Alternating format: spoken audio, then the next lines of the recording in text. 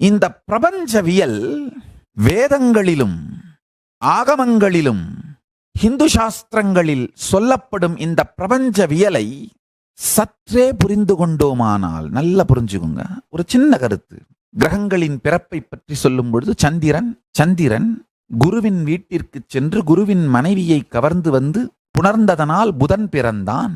உண்மையில கிரகங்களை பற்றி ஆராய்ச்சி செய்கின்ற காஸ்மாலஜி, ஆராய்ச்சி செய்கின்ற விஞ்ஞானிகளை ஆழ்ந்து அவர்களுடைய கண்டுபிடிப்புகள் இவைகளெல்லாம் புரட்டி பார்த்தோமானால் ஒவ்வொரு வார்த்தையும் இதில் சொல்லப்பட்டிருக்கின்ற வார்த்தை சத்தியமாக இருக்கின்றது. உண்மையில் மிகப்பெரிய சந்திரன் உருவாகி பூமியை சுற்றி அந்த சந்திரனின் ஈர்ப்பினால் குரு கிரகத்தினுடைய ஒரு சந்திரன் ஈர்க்கப்பட்டு அந்த சந்திரன் பூமியின் சந்திரனோடு மோதி பூமியின் சந்திரனின் அளவு குறைந்து பூமியின் சந்திரனின் ஒரு பாகமும் குருவின் சந்திரனின் ஒரு பாகமும் இணைந்து புதன் கிரகம் உருவானது அறிவியல் பூர்வமான உண்மை.